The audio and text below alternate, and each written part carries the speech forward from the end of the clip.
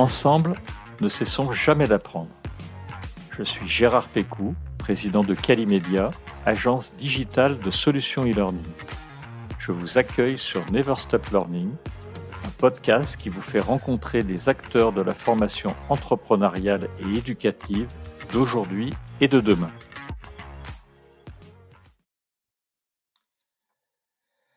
Bienvenue à nos auditeurs pour ce 14e épisode de Never Stop Learning. J'accueille aujourd'hui Franck Janin, qui est le fondateur et le CIO d'AlgoSup, et je suis vraiment très heureux de l'accueillir.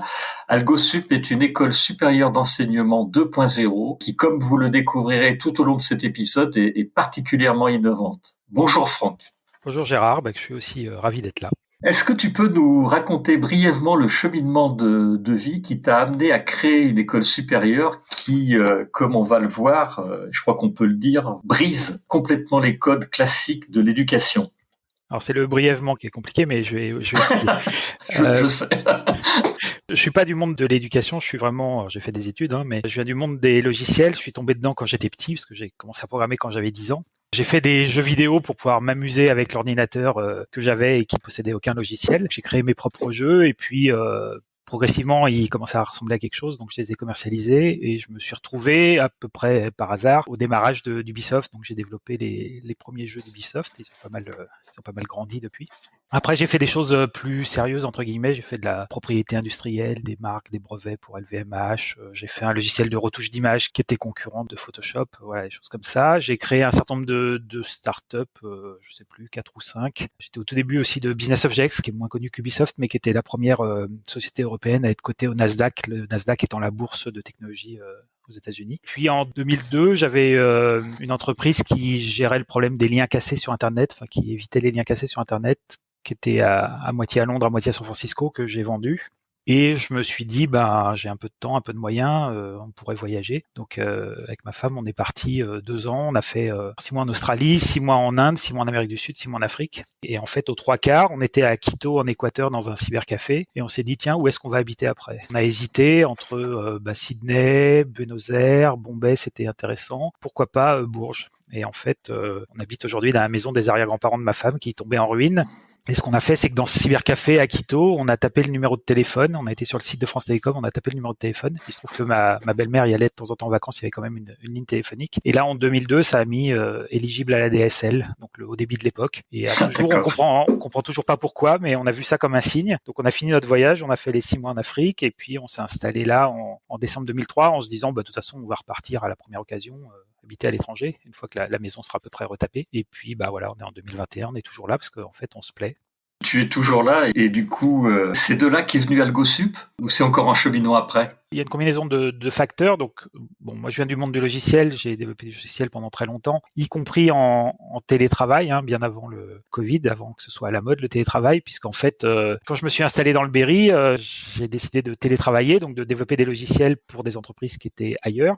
Et notamment à l'étranger. Et une fois j'ai compté, j'avais des clients dans 40 pays et j'en avais 3 en France et 0 en région centre. Donc il y a cette expérience du télétravail qui a joué dans la création d'AlgoSup, mais surtout le fait que il y a 4 ans, après l'élection de Trump et le Brexit, les projets à distance se sont arrêtés. Alors essentiellement parce que Trump avait refoulé à la frontière des gens qui avaient des visas en bonne et due forme. Mes clients américains disaient nous on veut bien travailler à distance, mais qu'avec des Américains, parce que s'il y a besoin de venir, ne serait-ce qu'une fois par mois, on veut pas de problème.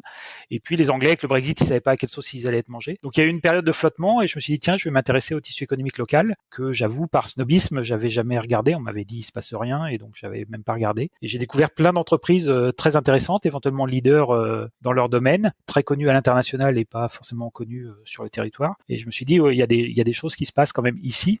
Et j'avais envie de recréer une entreprise et j'avais pas spécialement envie de réhabiter dans la Silicon Valley avec tous les inconvénients que ça présente. Donc pas forcément une entreprise de technologie pure, et j'avais cette idée d'école qui me trottait dans la tête depuis très longtemps parce que j'ai recruté une centaine de développeurs au cours de ma carrière et j'ai toujours été frustré de voir à quel point ils savaient peu de choses à la fin de leurs études.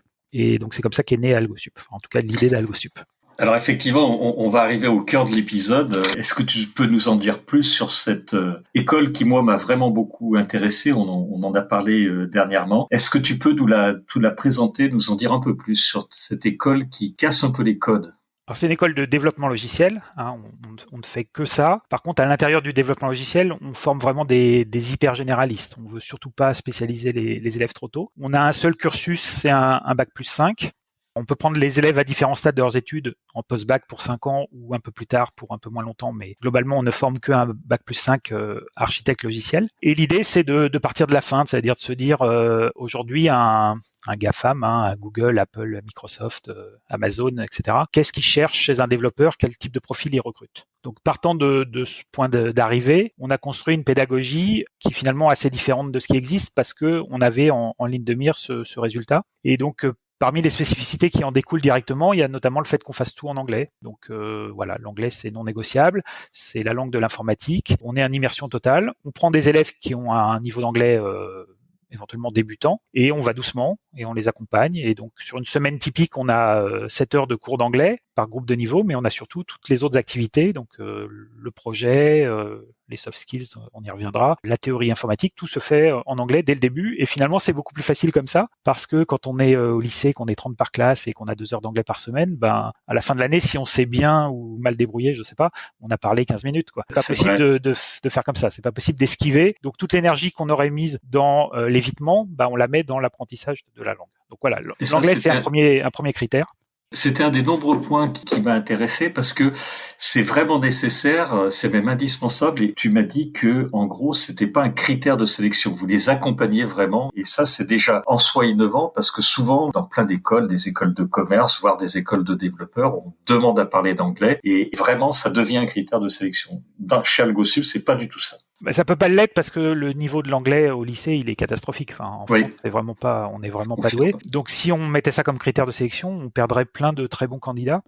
Nous, on a des modes de sélection qui sont pas scolaires. On s'intéresse pas aux bulletins scolaires ou aux notes parce qu'on considère qu'il y a aucune matière scolaire qui se transpose très bien au développement logiciel. On a développé un jeu vidéo et c'est ce jeu vidéo qui nous sert d'outil de sélection. C'est un test de logique un peu déguisé, hein, mais voilà, les candidats élèves jouent à ce jeu et ensuite on voit avec eux ce qu'ils en ont compris, quelles stratégies ils ont développées, etc. Et puis surtout, on passe beaucoup de temps dans des entretiens de motivation, donc on les voit un par un, plusieurs fois, etc. C'est un processus qui est finalement, on donne une réponse rapide, mais le processus est assez long pour derrière vraiment sélectionner les candidats sur leur motivation intrinsèque, sur leur personnalité, leur envie, et puis évidemment leurs aptitudes à la programmation, mais qui se retrouvent pas dans des notes nécessairement. Il n'y a pas de système de notation, mais il y a un système où les étudiants vont gagner des points quand même. Comment vous procédez ? Effectivement, on a gamifié ou ludifié, si on veut éviter les anglicismes, c'est ça, l'apprentissage. Et donc, on a développé une application qui suit tous les progrès des élèves. Et on a ce système de points. Alors, ça pourrait ressembler à des notes, les points, mais c'est finalement très différent. La note, quand on a une mauvaise note, c'est assez stigmatisant. Et puis, surtout, ce qui est important, c'est pas la note, c'est le commentaire qui va avec parce que c'est ça qui peut nous faire évoluer. Et souvent, le décalage entre l'examen et la note, il est tellement grand en temps que on n'en tire pas de bénéfices. Donc nous, on a un retour d'expérience qui est très rapide avec l'application, instantané si c'est corrigé automatiquement ou dans les 24 heures s'il y a une intervention humaine. Et puis on a ce système de points. Au bout de 50 000 points, on a son diplôme. Ça prend le temps que ça prend. Et une mauvaise note, c'est décourageant, alors que là, avec les points, on peut éventuellement rater une opportunité de gagner des points, mais on n'a jamais de mauvaise note puisque chaque point qui vient se rajouter nous rapproche du résultat final. Et ce qui veut dire donc que ça implique que les étudiants ne suivent pas forcément le même rythme et du coup il y en a qui vont être diplômés plus ou moins tard. Et je crois que tu m'avais dit lorsqu'on en a parlé ensemble que d'ailleurs vous accueillez ou vous pouvez accueillir des étudiants vraiment tout au long de l'année. Ça n'a aucune importance.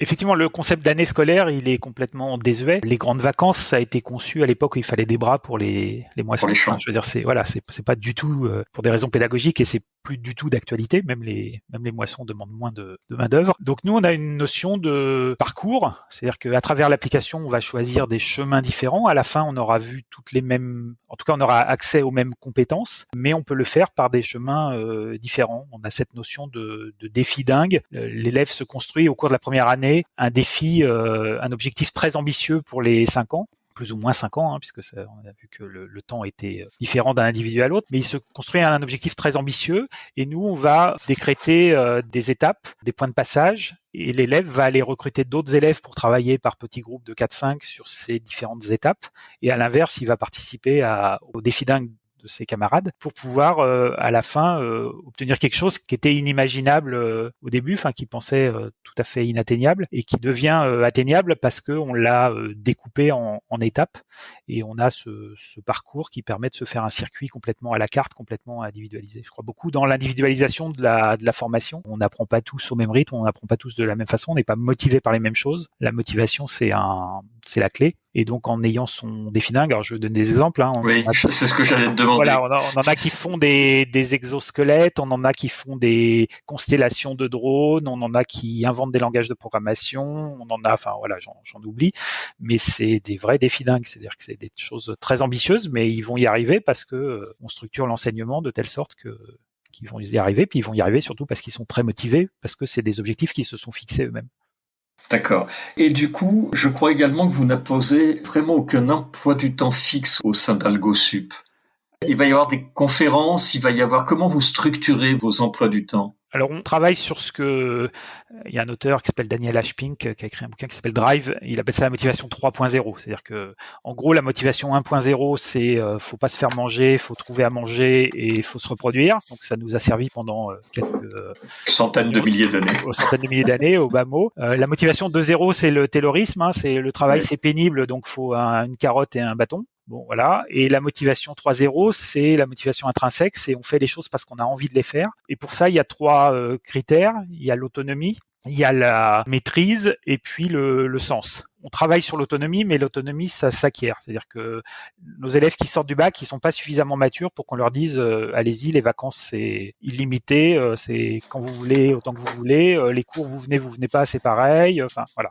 Donc ce que tu décris, c'est pas tout à fait vrai dès le premier jour, mais c'est ce vers quoi on tend. Oui, d'accord. L'idée, c'est après, c'est eux qui gèrent leur rythme, c'est eux qui gèrent leur temps, c'est eux qui gèrent leurs efforts. Mais malgré tout, ça demande un accompagnement. Donc, il y a des échafaudages au début, et puis on enlève progressivement les échafaudages pour acquérir l'autonomie, quoi. On n'en a pas parlé, mais le profil type des étudiants, tu nous as dit que c'était des développeurs, mais vous les prenez après le bac, vous les prenez en bachelor, en équivalent M1, M2, c'est des professionnels, ça peut être qui? Il n'y a pas de profil type, c'est intéressant parce que entre eux, il y a une émulation et c'est intéressant. Enfin, nous, on tient beaucoup à avoir des profils très différents. Malgré tout, à 70%, c'est des bacheliers, donc ils ont 17-18 ans.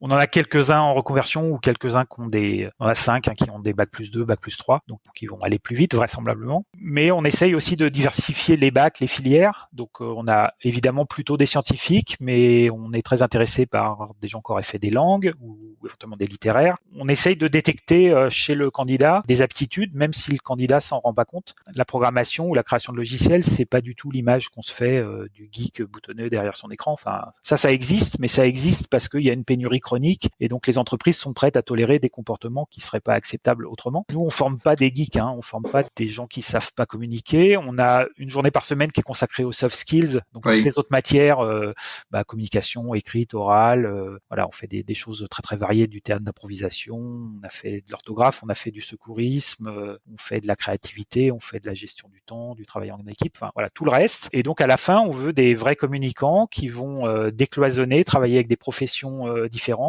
être capable de se mettre dans la tête du client ou de l'utilisateur, traduire les contraintes ou les concepts de la machine dans des mots qui sont pas du jargon et que l'utilisateur va pouvoir comprendre. Et en gros, le développeur, c'est un traducteur, c'est-à-dire c'est quelqu'un qui va faire le lien entre une expression de besoin en langage en anglais ou en langage humain, et puis des choses que la machine peut comprendre, et dans les deux sens, donc de traduire la demande de l'utilisateur dans un langage que la machine comprend, et traduire les contraintes, les limites de la machine dans un langage que l'utilisateur ou le client peut comprendre. Donc c'est un vrai métier de traducteur, et c'est pas pour rien qu'on parle de langage de programmation. Apprendre un langage de programmation, c'est pas très différent d'apprendre une langue étrangère. Plus on en apprend, et plus c'est facile d'en apprendre. Tout à fait. Alors, je crois que tu ne leur apprends pas spécialement les derniers langages, parce que tu considères, toi, que tu dois plutôt leur apprendre à apprendre, plutôt que de se concentrer sur finalement, ces derniers langages dont on sait tous qu'ils seront dépassés dans 2 ans, dans 3 ans, et qui deviendront peut-être d'ailleurs obsolètes. Alors effectivement, il y a plusieurs notions dans ce que tu dis. On se jette pas sur la nouveauté sous prétexte que c'est nouveau. Et il se trouve qu'on est dans une industrie très immature. Puisque depuis 1945, le premier ordinateur, le nombre de développeurs, donc les gens qui font des logiciels, il double tous les 5 ans. Donc c'est exponentiel, il y en a jamais assez malgré tout. Et quand on prend le problème dans l'autre sens, ça veut dire qu'à n'importe quel moment de l'histoire de l'informatique, la moitié des développeurs ont moins de 5 ans d'expérience. Ah oui. Donc on est dans une industrie où les gens expérimentés sont dilués en permanence et noyés dans la masse par un afflux massif de nouveaux arrivants. Et la conséquence de ça, c'est qu'on réinvente la roue en permanence et qu'on se jette sur la nouveauté parce qu'on croit que la nouveauté c'est mieux, alors que souvent la nouveauté a été créée par des gens qui ne savaient pas que ça avait déjà existé sous une autre forme avant. Donc on enseigne des langages très récents ou des technologies très récentes, mais parce qu'elles sont intéressantes. Je prends l'exemple du Go, qui est un langage de programmation inventé par Google en 2007 et rendu public en 2009. À l'échelle d'un langage de programmation, c'est extrêmement jeune. C'est un langage qui est encore pas très répandu et nous, on est persuadés que ça va devenir un langage important. Donc, on l'enseigne parce que c'est un langage qui va devenir important, mais pas parce qu'il est nouveau. Il se trouve qu'il est nouveau. Et puis, à l'opposé, on veut construire un socle solide et le socle, il est plus facile à construire avec des technologies à obsolescence lente. Et donc, souvent, c'est des choses qui ont été inventées dans les années 50, 60, 70 et pour lesquelles on n'a toujours pas trouvé mieux malgré de la recherche active. Donc, on fait, par exemple, de l'assembleur. Il n'y a pas beaucoup d'écoles qui font de l'assembleur. L'assembleur, c'est le langage, c'est juste un cran au-dessus des 0 et des 1. C'est vraiment le langage que la machine comprend et c'est le dialecte le plus proche du matériel. Mais on considère que c'est important quand on empile des couches d'abstraction de savoir ce qui se passe en dessous. Un pilote de Formule 1, il a des notions de mécanique. C'est pas lui qui répare, mais il faut qu'il puisse dialoguer avec des mécaniciens. Nous, c'est un peu pareil. On a beau, quand on fait du web, utiliser un empilement de logiciels qui ont été développés par d'autres. Le jour où ça marche pas ou le jour où on a un problème de performance qu'il faut regarder un cran en dessous, c'est important de comprendre le niveau d'abstraction qui est en dessous. Et quand on fait ça systématiquement, on finit par arriver au niveau du matériel, de la machine. Et quand on fait notamment des objets connectés, on a très peu de ressources, on est très proche du matériel et on a besoin de comprendre, d'avoir une compréhension intime de comment ça marche. Idem dans des satellites, quand il faut envoyer des ressources supplémentaires dans un satellite, ça coûte littéralement des milliards. Donc il vaut mieux travailler sur son code et faire encore en sorte que son code soit plus efficace. À la fin du parcours, quand l'étudiant a eu ses 50 000 points, est-ce que vous lui donnez un diplôme ? On lui donne pas, c'est l'étudiant qui l'a gagné. Oui, pardon. c'est une bonne remarque. mais oui, on a hésité à délivrer un diplôme parce que fondamentalement, dans une culture anglo-saxonne, dans un monde de logiciels, on est dans une méritocratie et le bout de papier, ça sert pas à grand chose. À côté de ça, on se rend compte que c'est un tabou complet en France, qu'on peut pas faire des études supérieures en France si c'est pas sanctionné à la fin par un diplôme. Donc on délivre, alors c'est un titre, je devrais pas dire diplôme, parce que diplôme c'est une exclusivité de l'éducation nationale. Nous on délivre un titre RNCP, donc Registre national des certifications professionnelles, qui s'appelle architecte logiciel et qui est un bac+5 reconnu par l'État. Si on n'avait pas la demande de la part des parents et des élèves, on s'en passerait bien parce que finalement ça nous rajoute des contraintes et ça n'apporte pas beaucoup de valeur à la formation en tant que telle. Mais oui, on est obligé de se conformer un minimum et de satisfaire les attentes des élèves et des parents de ce point de vue-là. D'accord. Ce qui est très pertinent, puisque actuellement, c'est vrai que le diplôme rassure, comme tu dis, à la fois l'étudiant, les parents et probablement le chef d'entreprise qui souhaite embaucher. Donc, malheureusement... Oui, c'est beaucoup vrai en France. C'est vrai, oui, je suis d'accord, je parle pour France, la France. Voilà. Je parle, il y a 4% des logiciels qui sont en France. Nous, on les forme au télétravail et on les forme en anglais. Et donc, ils ont accès à 96% des logiciels qui sont pas faits en France. Et dans ce contexte-là, un recruteur va pas les sélectionner sur leur CV, il va les sélectionner sur leur contribution à des projets open source. Un CV, on déclare ce qu'on sait faire et quand on contribue à un projet open source, on montre ce qu'on sait faire. Donc nous, on les fait travailler sur leur e-réputation dès le début. On leur fait venir un photographe qui fait des photos de profil pour leurs réseaux sociaux professionnels dès le premier jour. Ils créent un compte LinkedIn, etc. Stack Overflow pour ceux qui connaissent, qui sont des sites plus dédiés aux développeurs. Mais voilà, la e-réputation, ça fait partie des soft skills, des choses qu'on travaille dès le début, parce qu'on considère que sa présence, les traces qu'on va laisser sur Internet, c'est ça qui fera qu'un recruteur va nous trouver et va vouloir nous embaucher.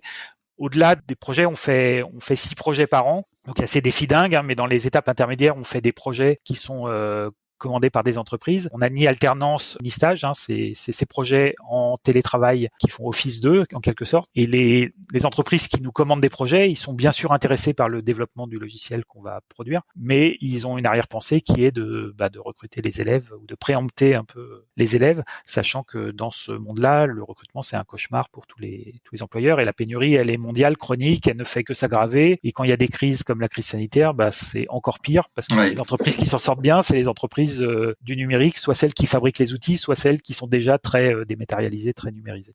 C'est très vrai. On va parler, si tu en es d'accord, plus spécifiquement de l'enseignement, puisque là aussi, donc AlgoSup est innovant. J'ai cru comprendre que vous placiez les neurosciences au cœur du sujet. Tu peux nous éclairer, nous en dire un peu plus là-dessus ? En fait, on s'intéresse au fonctionnement du cerveau parce que c'est un peu bizarre de s'intéresser à l'apprentissage sans s'intéresser à la façon dont notre cerveau fonctionne. Je suis en phase.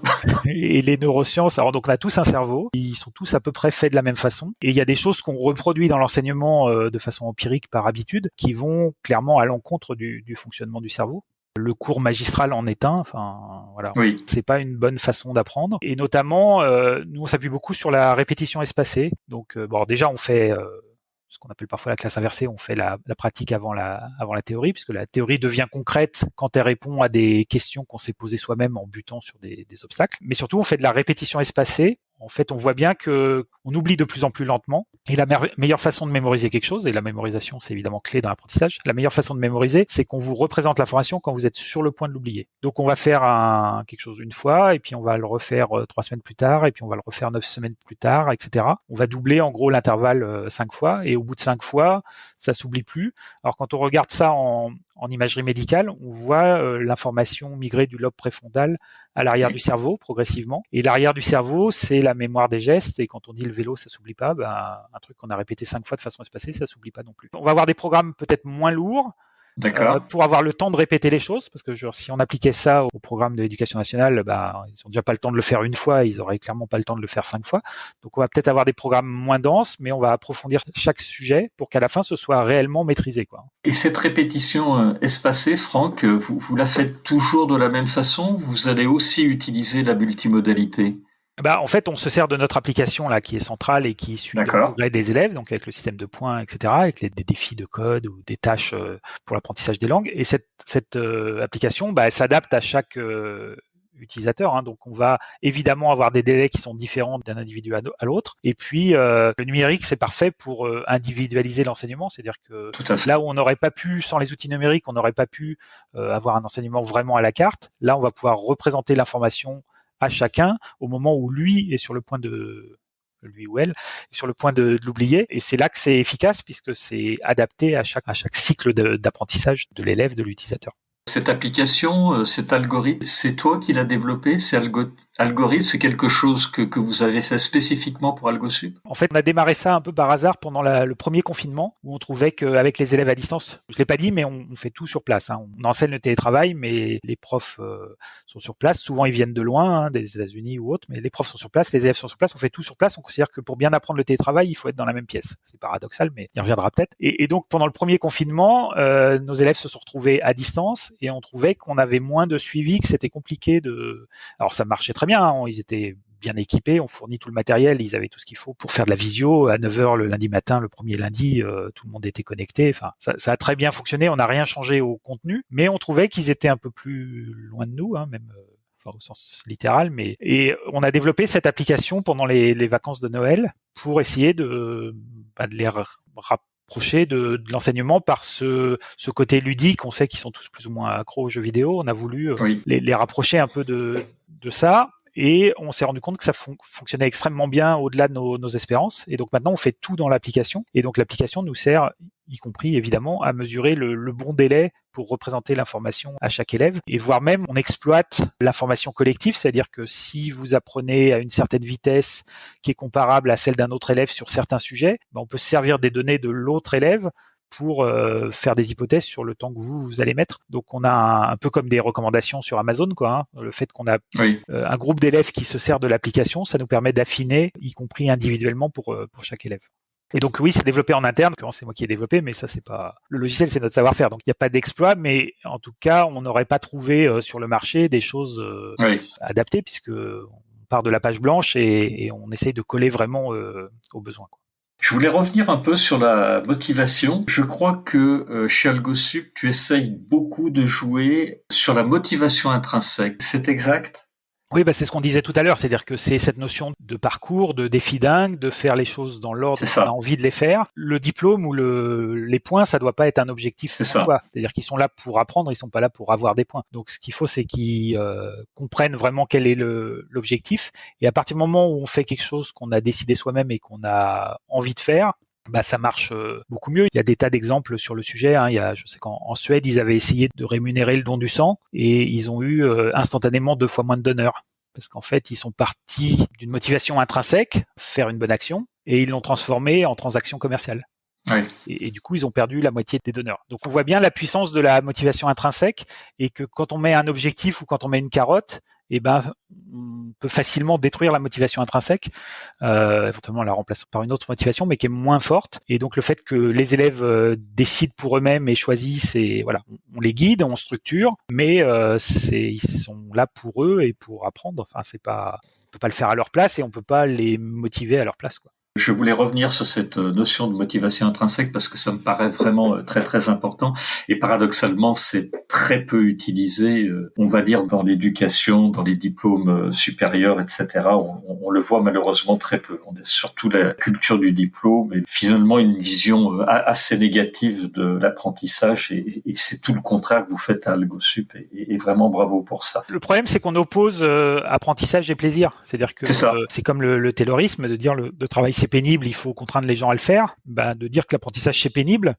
Et si on donne une récompense, déjà on envoie les mauvais messages parce que si on donne une récompense, on induit l'idée que ça va être désagréable et que il faut une récompense pour compenser, quoi. Donc nous on est plutôt sur la notion de plaisir, d'effort. Le plaisir c'est pas antinomique avec l'effort. Apprendre ça demande un effort. Ça les neurosciences nous le montrent très très bien. Apprendre c'est recabler le cerveau. Recabler le cerveau ça consomme de l'énergie, ça demande des efforts. Et donc si on fait quelque chose facilement, c'est qu'on n'est plus en train d'apprendre. C'est qu'on maîtrise ce sujet-là et il est temps de passer à un autre sujet. Et ça l'application va le détecter et va orienter les élèves. Donc apprendre, ça demande forcément un effort, donc ça on le dit bien aux candidats dès le début. Mais faire un effort, ça veut pas dire ne pas prendre de plaisir, et au contraire. Enfin, on peut trouver du plaisir dans l'effort et dans l'apprentissage. C'est pas du masochisme. Enfin, les gens qui font du sport et ils finissent par, ça m'est jamais arrivé moi, mais il paraît que les gens qui font du sport jusqu'à un certain point, ils finissent par trouver du plaisir dans le sport, et qu'après quand ils arrêtent, ça leur manque. C'est les endorphines. Voilà, exactement, c'est les endorphines. Les gens qui font des triathlons ou des hypertrails ou voilà, forcément il y a de l'effort, mais plaisir et effort, ça peut aller avec. Et pour nous, l'apprentissage, ça doit être un plaisir. Je vais te poser une question, je pense avoir la réponse au vu de tout ce que tu m'as dit. Vous avez un programme spécifique qui se reproduit toutes les années ou vous fonctionnez différemment ? Alors dans les spécificités, on n'a pas parlé de nos enseignants, enfin ou de nos. Oui. Je voulais en dire là. En fait, on n'a pas de prof en tant que tel. C'est ça. Parce qu'effectivement, le risque d'un prof plein temps, salarié, etc., c'est de recycler le même cours d'une année sur l'autre. C'est tentant parce que un cours, ça demande beaucoup de travail, de préparation. En informatique, les choses se périment très très vite. Il y a des technos qui ont la durée de vie d'un pack de lait, donc ça sert à rien de ressortir des trucs tous les ans. Ils vont forcément être périmés.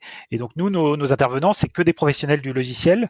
Alors on essaie de les faire venir, de prendre les meilleurs mondiaux. Donc souvent ils travaillent chez Google, Amazon, Microsoft, ou d'autres grands éditeurs de logiciels. Souvent ils viennent de la Silicon Valley parce que c'est là que ça se passe. Alors en période Covid, je te cache pas que ça a été un peu compliqué. Oui, ça doit être. On s'en est pas trop mal sorti. On a fait un tout petit peu de visio, mais le minimum. Mais bon, ça risque d'être plus simple l'année prochaine.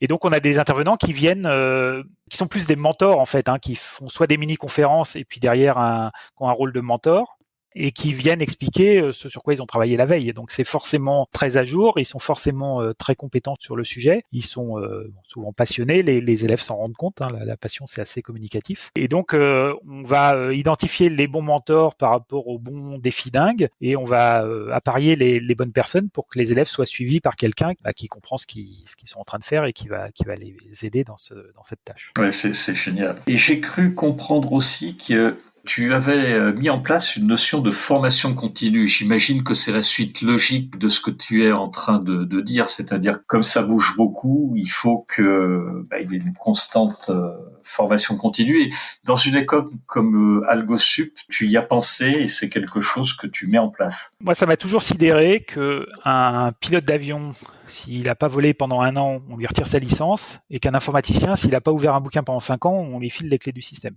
Tout à fait. C'est aussi grave, ça a les mêmes conséquences. On peut tuer des gens avec du logiciel, malheureusement, ça arrive. Et donc, il faut apprendre toute sa vie. En informatique, à la fin de sa carrière, on est à 98% autodidacte, parce que finalement, si on se repose sur ce qu'on a appris à l'école, on a un gros problème. Enfin, on s'en est rendu compte avant ça. Et donc, nous, l'idée, c'est de faire des piqûres de rappel. Donc, que les gens qui sont en poste après, on n'a qu'une promo pour l'instant, on est au tout début de l'aventure. Mais quand on aura des gens en poste dans 4-5 ans, l'idée, c'est qu'ils reviennent au moins 15 jours par an à l'école pour des petites piqûres de rappel, et sachant que 15 jours par an, ça peut suffire parce qu'on sait exactement où ils ont laissé l'école, où ils doivent être et ce qu'ils ont raté dans l'intervalle. Et donc, on peut, sur des périodes finalement très courtes, je trouve la métaphore de la piqûre de rappel est pas mal, parce que des fois, de juste répéter une fois de plus ou de retraiter certains sujets, ça permet de gagner beaucoup de temps et de se remettre à niveau comme s'ils étaient fraîchement diplômés, quoi. Donc l'idée, c'est qu'ils soient en permanence fraîchement diplômés, tout en accumulant de l'expérience. Le fait que ce soit une industrie très mature et très jeune, l'expérience, ça n'a pas de prix, c'est ultra important. Et puis l'enjeu d'après, c'est former les formateurs. C'est-à-dire que nous, on a aussi besoin de développeurs expérimentés pour venir donner des cours. Donc, s'il n'y a pas assez de développeurs, la pénurie de profs, entre guillemets, elle est encore bien pire, forcément. Il y a eu 100 profs d'université en informatique de formés aux États-Unis l'année dernière. C'est oui, d'accord. Voilà. Donc, on est sur cette idée d'apprendre toute sa vie, d'apprendre en continu, d'apprendre par soi-même, et puis d'y prendre du plaisir. C'est-à-dire que on est dans un monde où finalement le temps de travail va se réduire parce que les machines font de plus en plus de choses à notre place. Et donc après, on a le choix, c'est-à-dire soit on passe sa vie devant Netflix, soit on considère que l'apprentissage, c'est aussi un loisir et que pendant son temps libre, entre guillemets, on va apprendre à acquérir des nouvelles compétences. Donc nous, tout à fait. Je suis comme toi, je suis plutôt un adepte de la deuxième solution en ce qui me concerne, comme toi. Aussi, non, mais on peut regarder Netflix, mais pas autant que se former, surtout dans le monde dans lequel on vit. On va arriver à la fin de cet épisode. Je vais bien sûr te laisser le mot de la fin. Moi, ce que j'ai noté, c'est que pour AlgoSup, donc tu avais un énorme besoin de créer cette infrastructure parce que tu avais envie finalement de faire bouger toutes les choses qui étaient bien ancrées dans le domaine de l'éducation. J'ai retenu 3 choses de ce que tu m'as dit. J'ai l'impression que tu as fait ça et que tu as créé AlgoSup parce qu'il y avait un manque de formation terrain. Il fallait se reprocher de l'existant. On se spécialise trop vite actuellement sur des parcours trop courts. Il y a trop de maths et pas assez de programmation, tu me l'as dit. Il y avait une dimension dont tu n'as pas parlé, je vais te relaisser la parole tout de suite. Il y avait une dimension écologique, parce qu'il fallait penser aussi à l'empreinte carbone, essayer d'optimiser les ressources, tu vas nous en dire 2 mots. Et puis, l'une des motivations très fortes, c'est s'adapter à ce que vont rechercher les grands groupes de demain, parce qu'ils recherchent plein de qualités qu'ils ne trouvent pas forcément sur les ingénieurs de développement aujourd'hui. Est-ce que ça résume bien finalement AlgoSup ou il y a des choses que j'oublie ? Alors ça résume bien, mais ça me donne envie de développer un peu sur plein de sujets. Oui. Je vais essayer d'être bref. Sur l'aspect écologique, pendant longtemps, on achetait le matériel et jusqu'à 2004, je ne vais pas être trop technique, mais la fréquence du processeur augmentait, doublait tous les 18 mois. Oui. Donc en gros, en faisant rien, ça allait de plus en plus vite et voilà. La loi de Moore. Ça s'est arrêté en 2004 parce que les transistors devenaient trop petits, il y avait des phénomènes quantiques. Physique, ouais. Et donc il a fallu repenser un peu les programmes et on a eu des multicœurs, donc il a fallu répartir les programmes sur plusieurs processeurs. Et ça, c'est un peu comme travailler en équipe. C'est-à-dire travailler en équipe, ça peut être plus efficace, mais globalement, on passe plus de temps en communication que quand on est tout seul. Et aujourd'hui, on n'est plus dans l'achat du matériel, on est dans le cloud. Et donc le cloud, c'est comme l'électricité, on se branche, on consomme et on paye que ce qu'on a consommé. Sauf que, si on consomme 2 fois moins, on va payer 2 fois moins. Ce qui n'était pas vrai jusqu'à 2004, où de toute façon, la machine, elle était posée sur son bureau et quoi qu'on fasse, on l'avait payé le même prix et qu'on en utilise 3% ou 10% ou 50%, c'était pareil. Et donc, à l'époque, on a perdu l'habitude d'investir vraiment dans l'efficacité des programmes parce que ça coûtait trop cher, c'est-à-dire que ça coûtait du temps de développeur qui était rare déjà à l'époque et on n'y gagnait pas grand-chose parce que de toute façon la puissance de calcul elle était là, elle était perdue si on s'en servait pas. Oui. Aujourd'hui dans le cloud, on a une dimension économique, hein, on va payer 2 fois moins si on consomme 2 fois moins de ressources. On a évidemment une dimension écologique parce que l'empreinte carbone, elle est directement proportionnelle à ça. Et puis de temps en temps, on a des environnements où il n'y a pas le choix. C'est-à-dire que j'ai parlé des satellites tout à l'heure. Si on développe un logiciel pour un satellite, de toute façon, il n'y a pas beaucoup de ressources. Et d'en envoyer plus, ça coûte des milliards. Donc il faut faire avec, quoi. Les objets connectés, c'est pareil. Les objets connectés, il faut que ça consomme très peu d'énergie pour que la batterie dure longtemps. Et donc ça redevient important de bien comprendre comment ça marche et bien optimiser. La deuxième partie de ta question sur qu'est-ce que recherchent les entreprises, le truc, c'est que il y a du logiciel absolument partout. C'est-à-dire que avant, les logiciels, moi quand j'ai commencé, les PC c'était une rareté. Et puis pendant des années, du logiciel, il y en a eu que sur les ordinateurs.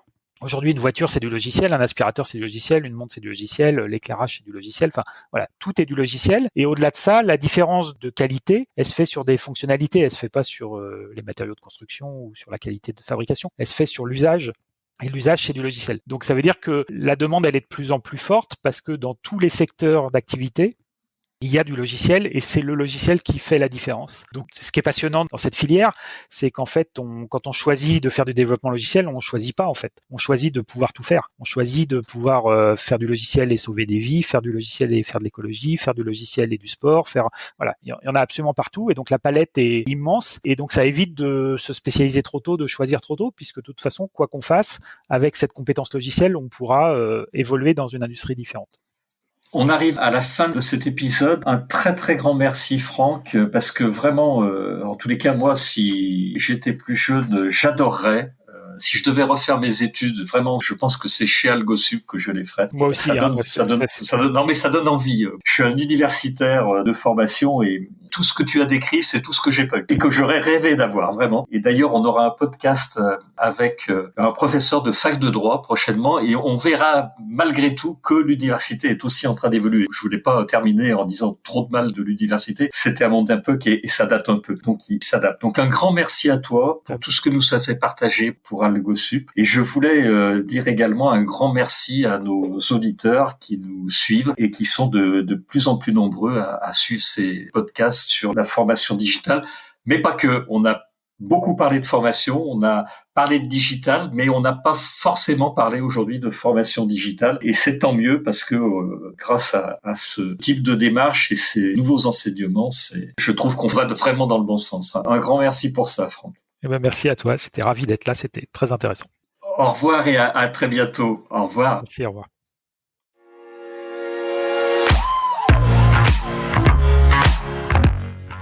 Vous êtes arrivé à la fin de cet épisode. Je vous remercie pour votre écoute attentive. Si l'épisode vous a plu, partagez-le auprès de votre entourage et donnez-lui une bonne note suivie d'un commentaire sympathique pour nous aider à grimper dans les classements. Je suis Gérard Pécou, président de Calimedia. Si vous cherchez une solution e-learning, rendez-vous sur calimedia.fr. Notre équipe vous accompagnera avec un très grand plaisir. Nous nous retrouverons dans le prochain épisode de Never Stop Learning pour qu'ensemble, nous ne cessions jamais d'apprendre.